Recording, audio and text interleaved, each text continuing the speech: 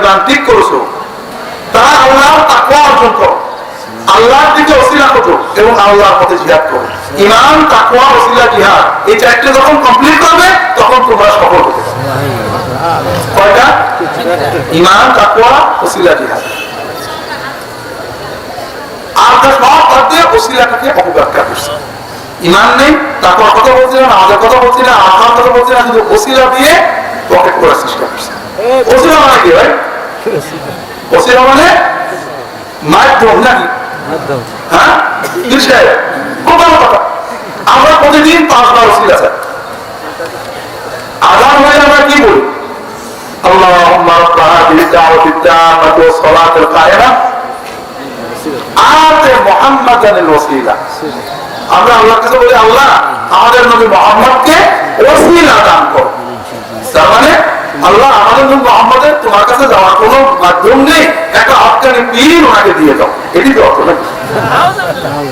আল্লাহ আমাদের নবী তোমার কাছে যাওয়ার কোনো মাধ্যম নেই, একটা ভালো মাধ্যম দিয়ে দাও। এটাই তো অর্থ। কত বড় গোমরাহি! ওসিলা বাংলায় ওসিলা মানে মাধ্যম হয়েছে, এটা বাংলা ভাষার কথা। শব্দের অর্থ পাল্টে যায়।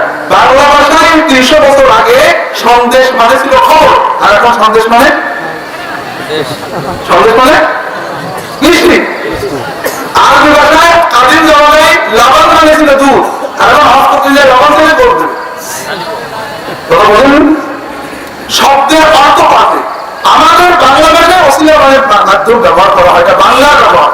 কোরআনের আরবিতে, হাদিসের আরবিতে ওসিলা মানে হলো নৈকট্য, নিকটবর্তী হওয়া। এইবার থেকে ভক্ত মিলে গেছে। আল্লাহ আমাদের নবীকে তোমার সবচেয়ে নিকটবর্তী পজিশনটা দান করো। মানে মিলাতে পারে যে ওসিলা মানে কি? এটা আমি বানিয়ে বলছি না, সকল তাফসীর, ডিকশনারি দেখেন, লিসানুল আরব দেখেন, মুআজ্জামা কাইসুররা দেখেন, মুআজ্জামুল ওয়াসিত দেখেন, তাফসীরে তাবারি দেখেন, তাফসীরে ইবনে কাসির দেখেন, সাহাবীদের তাফসীর পড়েন। ওসিলা মানেই হলো নৈকট্য। আর ওসিলা মানে মাধ্যম হলে তো নবীদের জন্য এই দোয়া না হয়ে যেত, ঠিক না?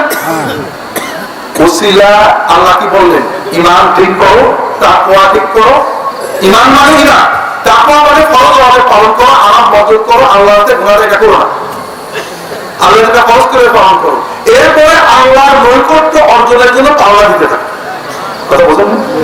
আল্লাহর নৈকট্য সন্ধান তখন হবে যে যত পাওয়া। এগুলো 3 নম্বর। এরপরে 4 নম্বর হলো আল্লাহর পথে জিহাদ করো। এই 4টি যখন তোমরা করবে তোমরা তখন সফল হতে পারবে। তাহলে ওসিলা মানে কি? নৈকট্য। আল্লাহ বলেন আমার নৈকট্য চেষ্টা করো, আমার বলেন আমার নৈকট্য চেষ্টা করো আমার কাছে। আল্লাহ বলেন ইমানদার হও, আমি বললাম শিরকে যাও। নাউজুবিল্লাহ। খুব ভালো করে বুঝুন, একজন হাক্কানি পীরের কাছে যাওয়া, একজন নেককার আলেমের কাছে যাওয়া, এই কর্মটা আপনার ওসিলা। কারণ আপনি একটা আল্লাহর দ্বীন জানার জন্য একটা আলেমের কাছে গেলেন, এটা নেক আমল না? কিন্তু কোন মানুষ আপনার মধ্যস্থ হতে পারে, মানুষ শিখিয়ে দিতে পারে, আল্লাহর বান্দার মাঝখানে মধ্যস্থ রাখবে, এই চিন্তা করলেই মানে